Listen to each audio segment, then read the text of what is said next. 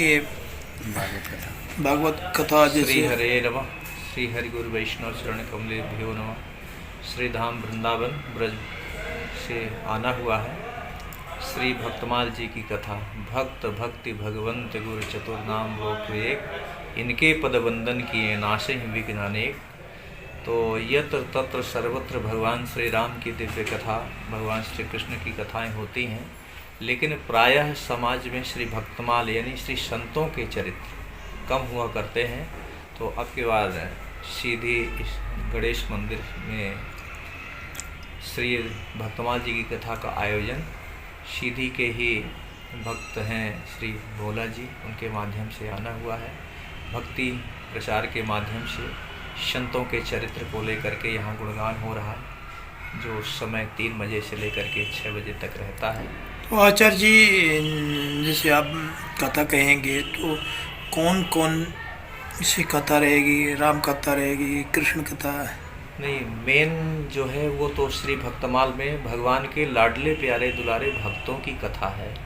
ऐसे भक्त सतयुग त्रेता द्वापर चारों युगों के भक्तों की कथा है, जिन्होंने इस धराधाम पर प्रकट होकर के अपनी तपस्या के द्वारा भगवान की आराधना की, भगवान को प्रकट किया, राग भोग इत्यादि के द्वारा लाड़ लड़ाया है और इस धराधाम पर भक्ति का प्रचार किया है और भक्ति को आगे बढ़ाया है। जिस तरह से आचार्य जी आप वृंदावन से सीधी पधारे हैं और पूजा पार्क में गणेश मंदिर में ये श्रद्धालुओं जो भक्त हैं, आपके श्रोतागण हैं जो सुनेंगे, तो ऐसा कौन सा है जो आप सीधी जिले वासियों को ऐसे आशीर्वचन देंगे और ताकि आगे भी उनको आशीर्वाद मिले? देखिए, आजकल के परिवेश में मेन जो उद्देश्य है ब्रज से आने का वो तो भक्ति का ही प्रचार है, और इस माध्यम से लोग अपने आराध्य को माने, अपनी भारतीय संस्कृति की मर्यादा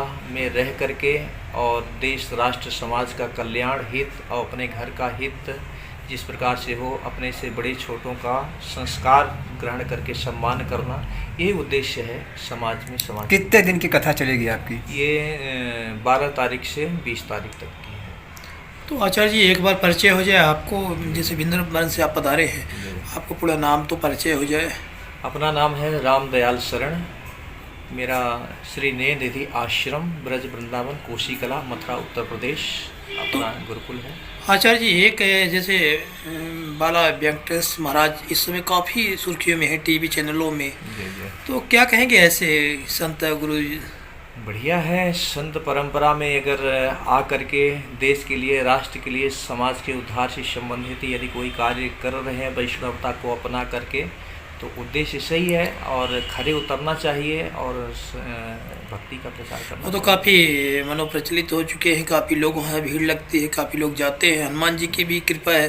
तो आप भी ऐसे कुछ आशीर्वाद करके जाए ताकि आपके भी श्रोता सीधी से। पहली बात तो हमारे जितने भी संत हैं, संतों ने कोई चमत्कार दिखाया नहीं है, और चमत्कार दिखाने वाला कोई बाजीगर हो सकता है, जादूगर हो सकता है, लेकिन संतों की जो अपनी भक्ति है वो अपने आराध्य के लिए है।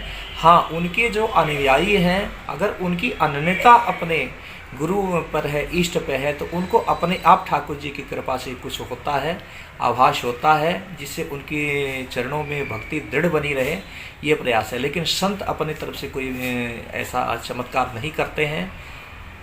निश्चित ही